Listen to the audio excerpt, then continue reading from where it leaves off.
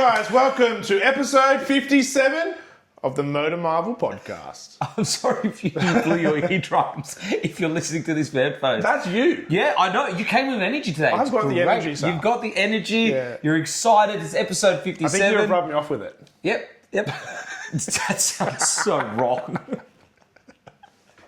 Anyway, this is a car podcast. It is.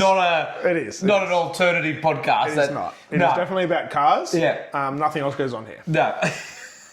Yeah. Anyways, some exciting news today. Also, I'm currently in the Mustang. You've had a fantastic week. Oh, I love this car. Oh, Every time I speak to Sal, he's just like, the Mustang. Well, we'll get onto that in a bit. It's good. Big thanks to our sponsors, Hard Hat Watches, Kimbo, and OnlyCars, and also our partners, Autohaus Hamilton, SPD, Benzin, and everyone. We do have a Cars and Coffee event like we said in the last podcast. It's being planned for the new year. Yeah. So we're a little bit of discussions, not anything locked in at the moment, just a little bit of brainstorming because we want to come up with something a little bit cool and interesting for you guys. Yeah. Probably looking Febish. Yeah. But yeah, once we know more, we will let you guys know, put some dates in there and lock it in because it's going to be sick. Before we get on to the podcast, I will touch base on that Mustang. Wow. Yeah, the one thing I went and saw Sal and he's like, dude, you got to listen to this. This thing sounds amazing. For a stock car, far out. This is a massive call I'm going to say right now. Okay. 10 out of 10 MotorMarvel rating. No. Yeah. No. Yeah, but not how I currently have it. Okay, but you think... I think, let me rephrase that. If we get the chance to get a manual, because I unfortunately have the 10-speed auto because of some circumstances. Yeah. Not us, something else. I have the 10-speed auto. Yeah. How can I explain this automatic transmission? It's like the perfect Christmas gift as a kid, right? Yeah. You get it. It's everything you'd expect it to be, right? It's the action man that you wanted, but he's wearing a different shirt. Yeah. And it's not the shirt you want. Yeah. And you're just like, it's action man. It's exactly like I want it. But if he had the right shirt on, 10 out of 10. 10 out of 10. Yeah. It's not a great gearbox. Look, no offense to it. It's always hunting for gears. When you do put it in sport mode and you try to go through the paddles, I feel like there's way too many gears. Yeah, okay. And when you do actually engage a gear, it's like, oh, you chose a gear. Sorry, there we go. Give us a moment to do the things. Nick made a good point. Why didn't they put a ZF in it? I agree with him 100%. In this day and age, we have a lot of really good gearboxes. Yeah. In some of these new performance cars, they are very, very good. Yeah. It's disappointing because I feel like they've nailed a lot with this car. Obviously, we're probably cutting a bit too much of this towards the review, so make sure you go watch the review because we'll tell you a little bit more details on this. Because he drives it as well. I love the look of it. The new refresh look and everything, fantastic. Sounds good. It's ticking so many boxes. Yeah. It feels like that's one of the only ones that's not. But so if they're going to make an auto, what we're saying is, so we're not going to ruin the review because I want you guys to watch the review, but just going on that gearbox, because I did want to touch base on that on this podcast. I just wish Ford did utilise some other gearboxes, especially for the Mustang. Now, I understand they use that for the Ranger and for the Everest and all that. Fine, whatever. But for the Ford Mustang, God, guys, you could have just easily outsourced it to ZF. Just elevated a little bit, yeah. Because everything else about that car, the whole recipe is perfect. Yeah. Rear-wheel drive, 5-litre naturally aspirated V8, unheard of in this day and age. Sounds good, looks good. Yeah. Anyway, watch the review. We're going to go on with the podcast. Let's see what we got, Sal. So, a bit of interesting stuff going on. And one of the main ones here we got that we wanted to have a bit of a chat about, because this is cool. This is interesting. I didn't know they would ever do it. Can I tell you something? Sure. I don't care that much. You're doing it to me. You're doing it to me. Oh, I don't care anymore.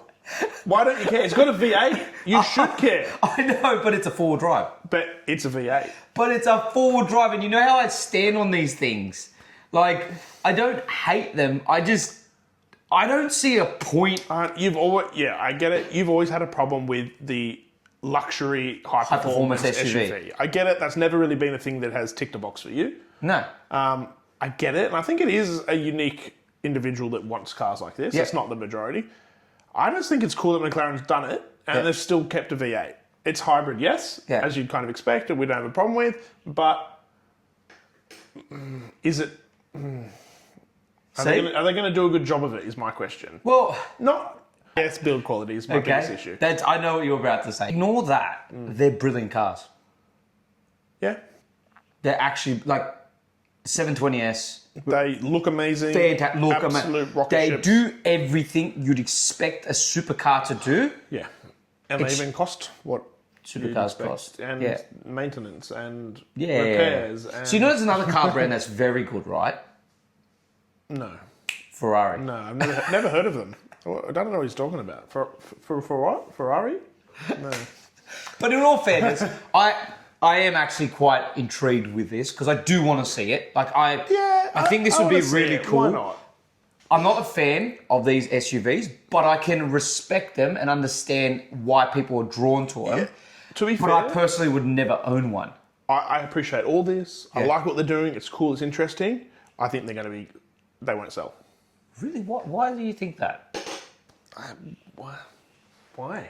I think they're going to outsell another four-wheel drive that we had in last week's podcast. What? That comes from a certain brand we absolutely love. Yeah, maybe. I think you guys all know which car we're talking about. Maybe. Which they released after our podcast, a trailer, which we both thought was absolutely absurd. Yeah, it was a very interesting trailer. I didn't quite understand the thought process, but anyway, good job. But let's just sidetrack to that a bit because I do want to talk about it because it's quite hilarious. It is, yeah. They put an advertisement out with the new Cayenne versus the 918 Spider. And they're trying to get from like an A to B and half of it's on a track and half of it's off-road. And the biggest thing that I love is at the start, he pulls up in a 918, one of the best supercars or hypercars to ever exist in history. Honestly, gorgeous car. Beautiful. We all have a massive appreciation for that vehicle. That thing probably gets like a bazillion out of 10 with the MotorMarvel rating because it's absolutely ridiculous, right? Yeah. So that pulls up and she pulls up in the Cayenne. And he's like, oh, I'm going to beat you. And she's like, oh, you'll be surprised. Yeah, good luck or something. Yeah. It's like, well, even if the electric car can beat it, cool. And I think they even popped up some 0 to 100 times or something in 0.1 of a comparison second. different or something. And I'm like, Cool. and? I'm like, mad. I don't know. Look, Like you beat a 918. Yeah, you guys Mad. might be like, you guys are idiots to us. But to be fair, I look at that and I'm like, why the hell are you comparing an electric SUV to a 918 Spider? The best is when they take it off-road. They go, we're going off-road. It's not really off-road. No, and It's like semi-gravel.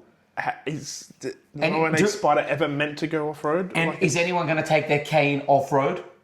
No, probably not. probably not. And then the other thing is, it's just like, I don't care. We've had these arguments with people before. I don't care how fast your electric car is. I don't care how much it's, whatever it is, better than a petrol car. You're just not. Well, it's going to have nothing the 918 has. No, there's it's no just not. emotion. Again, not There's hating no on feel. electric cars. Exactly. Hating? I just thought it was a very strange Comparison. comparison. I think what they should have done is if they're going to compare that Cayenne, they should have pulled up next to a Tesla.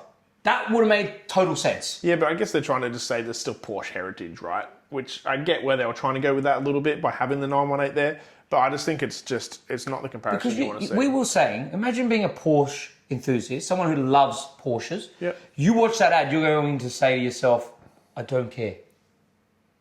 Yeah, I don't care. Like, I don't care that the Cayenne's faster. Like, who cares? that doesn't appeal to me. Yeah.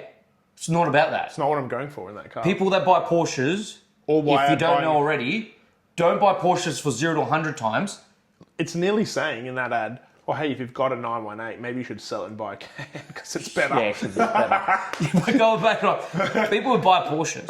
Yeah. Buy Porsches Yeah. for the driving experience, for the involvement. Yeah. They don't drive it to go, 0 to 100.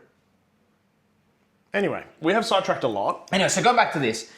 but yes, I'm actually happy that McLaren hasn't done anything electric, nothing like that. I think putting the hybrid in is amazing, really good. Yeah. I'm interested to see the final product and what we get. I'm just not sure if there's a huge market for it. Maybe, are they trying to compete with the Urus and stuff? Yeah, that's Like, what it'll compete against. It'll yeah, definitely compete I know, against but that.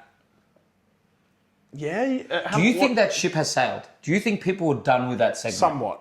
Except you then go to certain places in the country where everyone needs to have an Urus or you're not.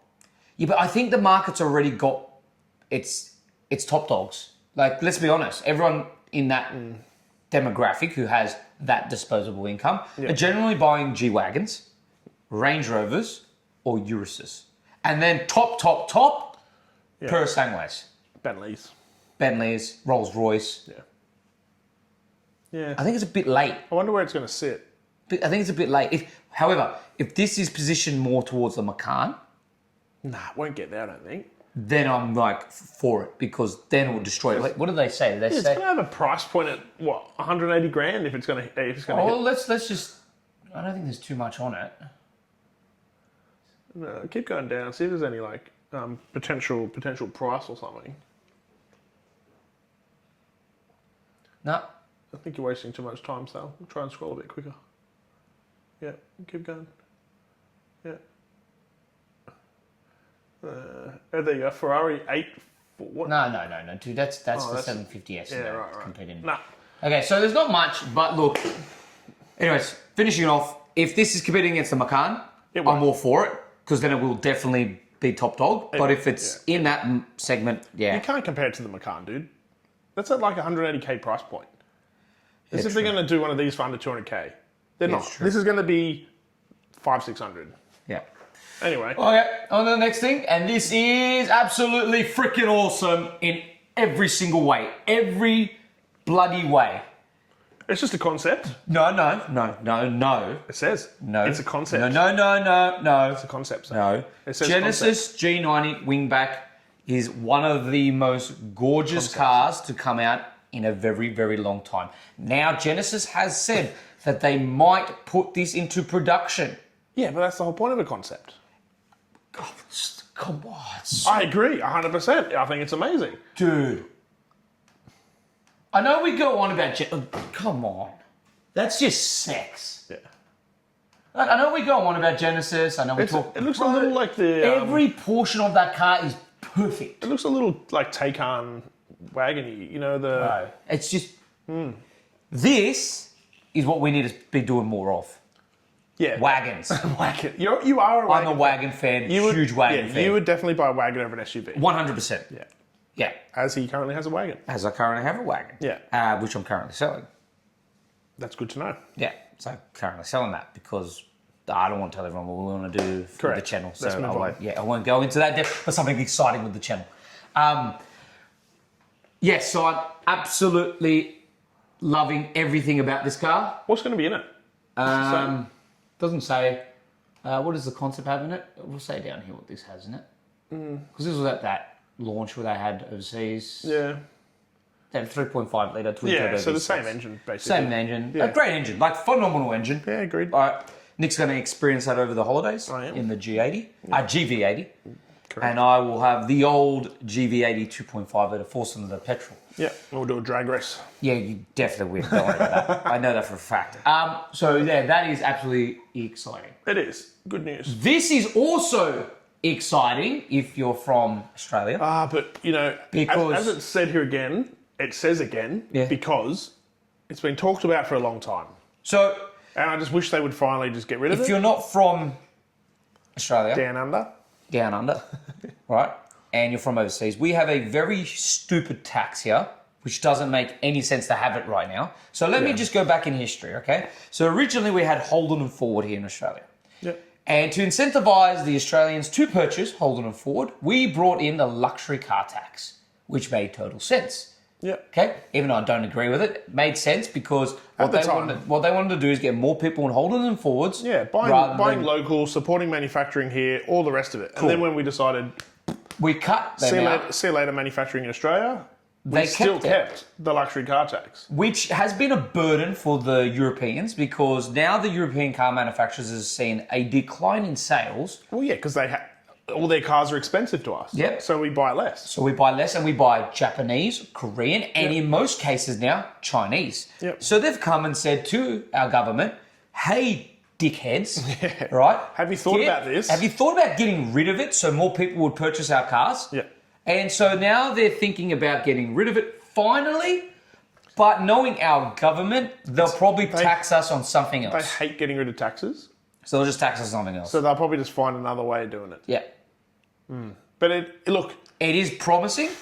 because thankfully it's gone, because a lot of people, trust me, have wanted to buy a European car, and I know for a fact a lot of people I know. And it adds up a lot of money on luxury cars. Yep. When you look at the luxury car tax, it is a lot of money that's added onto these cars purely in that tax. Yeah. Now, it's not just subjected to European cars. It's obviously over a certain threshold, bracket, but it generally affects the European market heavily. Yeah, because they're already a more cost prohibitive car to get into over some of the other brands, and it's just making it even worse. Yeah. And so they're struggling to compete, which makes total sense. And our government's a bunch of idiots who won't get rid of it. So hopefully they do get rid of it. That would be nice. And then once they do get rid of it, they'll probably add in another tax somehow. Yeah, there'll be you bought a car tax. Yeah, you bought a car tax. And because you bought a car, they're going to tax you. It's going to tax you some more. Yeah. They're just going to up stamp duty. So every time you they'll buy up stamp duty? Yeah. And then they'll probably do like a performance tax. Oh, please. They'll probably do that. They'll probably do something stupid. You've got anything over this literage or this this miles per tax. whatever. Yeah, tax, yeah. Tax. Everything's tax. How good's Australia? Oh, freaking stupid. I love this country. I absolutely love this country. Yes. It's a beautiful country. Such a good country. So good. But there are certain governments that we don't agree with their policies. Not just us, a lot of people. But anyway. We're not going to make this a political discussion. But the good thing is, if you're from here... Potentially it's gone. Gone. So potentially. Very, very, very potentially. Yeah. Anyway, let's move on to a bit more car stuff. I don't really need to see old mate. Yeah, let's get rid of old mate because he's a dickhead. Whoa. I thought we weren't getting political here. That was funny, but... Come on, mate. This guy. We're not getting political, but that guy's a dickhead. That guy's a dickhead. Anyway, let's talk about cars, Sal. So we've got ourselves... All right, well, let's just give him... I'll give him a few seconds. Sorry. Baby electric Mercedes-Benz G-Wagon. Locked in for 2026. Sounds super shit. So I was super excited for this. And Why? once I found out that it's going to be electric, I was like, Mercedes, again, you haven't learnt your lesson. Like, why are you still making electric cars? You know the thing about Mercedes too? They have fantastic 4-cylinder 2-litre engines that are fuel efficient, Make heaps of power. sound all right. Yep. Those engines are some of the best engines the world produces. Yep. But they don't want to use it. They're still adamant for electric. Yeah, just use the bloody thing, and especially in this, it would be suited. Do you know what I was thinking, right? Hybrid it and whatever else. On the way here. I don't know about you guys, probably think the same thing. We're seeing a lot of these stupid cars coming out, right? Well, silly cars. Cars that make no sense, right? Are they just getting rid of R&D that they've just built and they have to get rid of it? Do you know, like when... It costs them a lot of money to put these things into production. Well, just think about it. Like how when they make movies, like how Marvel's destroyed the Marvel Cinematic Universe, right? Sure. Right? And it's all over the shop. Sure. And they kind of got to get rid of movies because they've filmed them. They're done, right? I think it's the same with cars. I think they've done all that and it's too expensive to go, no, don't build it, just build it. I don't think so, because even if they say spend $100 million on R&D on a car, if they go and make $1 billion worth of those cars and they don't sell, they lose massively. It's cheaper for them to just bin the R&D and just not build the cars. And then not build a car. Yeah. But like I was honestly excited for this because like, all right, baby G, that's fair, that's awesome. But yeah, it says here, when it does, the smallest member of the expanding G-Class family will be all electric with no option of any combustion engine. Why? Like, look, I agree with you. If they did put a little like 2-litre 4-banger something in there, like a little AMG engine or something, that'd be pretty cool. That'd be a cool car. I would be genuinely interested to purchase but I just don't know. They've got it in-house. Just use it. It's all there. It's just literally... They have everything to make that function fantastically. But they've got the all-wheel drive system. They've got the motors. I don't understand that are like a world-class leading engine. Yeah, but they go electric again. But they go full electric on it. But it's like Mercedes have not learnt their lesson. I thought they kind of had, because they threw out their 2030 mandate and they pushed that out and a whole bunch of things. And I thought they're finally starting to think completely away from it. But no. Yeah, look, I don't know, Sal. Anyways, I don't know what to explain there. This is disappointing. Yeah. Cool news here. Again, back to Hyundai. I know we speak a lot about Hyundai, but the proof is in the pudding. It is here. So yeah, Porsche's obviously got their hands on, or seen what's been happening with the Ioniq 5N.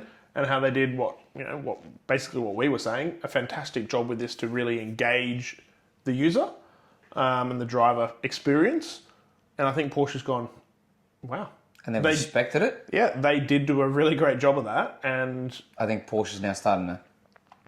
Yeah, it looks like they might be adapting some of that. Yep. Thought processes just with the fake engine noises and the silly bits and pieces. But as we said, it is a little silly, but it adds that little bit of engagement, character, a little bit more to what to be fair, would have been probably a more bland car if it didn't have that.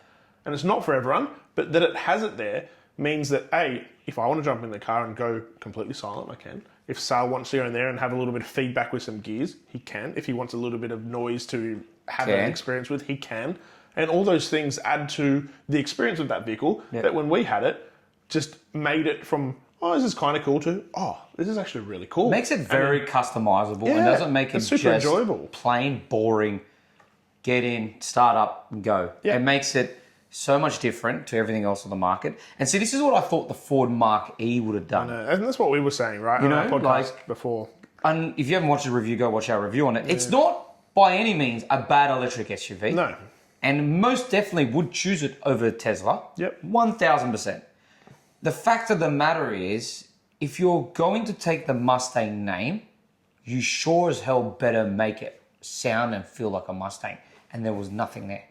So you had no fake exhaust sounds. It should have had a full-on Mustang mode where where they just like literally fake exhaust now. Took this sound, the V8, and put speakers underneath the car, and you could hear it from the outside, just and it faked made dumb noises, and it would crackle, and it would literally just act like ridiculous and be obnoxious.